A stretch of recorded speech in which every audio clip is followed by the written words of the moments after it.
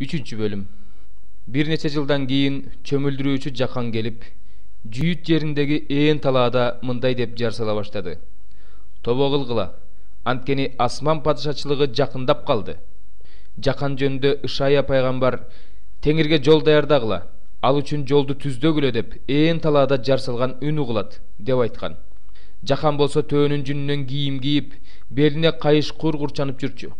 Жегени чегиртке менен жапайы бал эле. Ошондо Иерусалимдеги жүйүт аймагындагы жана Иордан дарыясынын айланасындагы элдин баары ага келип, күнөөлөрүн моюндарына алып, ачык айтып жатышты.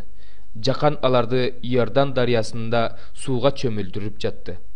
Чөмүлдүрүлүү үчүн келе жаткан бир топ фарисейлер менен садукейлерди көргөндө Жакан мындай деди: "Жылаан тукумдары, Кудайдын келечектеги каарынан качып кутулууну силерге ким айтты?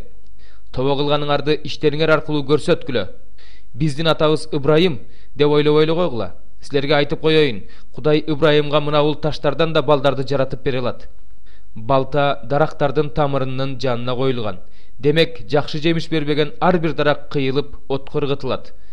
Мен силерди тобо кылуу чөмүлдүрүүсү менен сууга чөмүлдүрүп жатам. Бирок менин артымдан келе жаткан менден күчтүү. Мен анын бут кийимин көтөрүп жүрүүгө да татыксызмын. Ал силерди ыйык рухка жана отко чөмүлдүрөт. Анын күрөгү өз колунда, ал өз кырманын тазалап, буудайын кампага жыйнайт, ал эми саманды өчпөс отко салат." Ошондо Ыйса Жакан тарабынан сууга чөмүлдүрүү үчүн Галилеядан Иорданга келди. Жакан аны токтотуп: "Мени сен чөмүлдүрүшүң керек эле, а сен болсо мага келе жатасыңбы?" деди.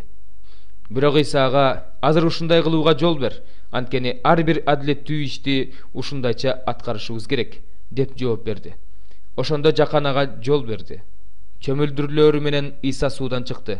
Ошол учурда Жакан асмандын ачылганын жана Кудайдын рухунун көгүшкөн сыяктуу ага түшүп келе жатканын, анын үстүнө түшкөнүн көрдү.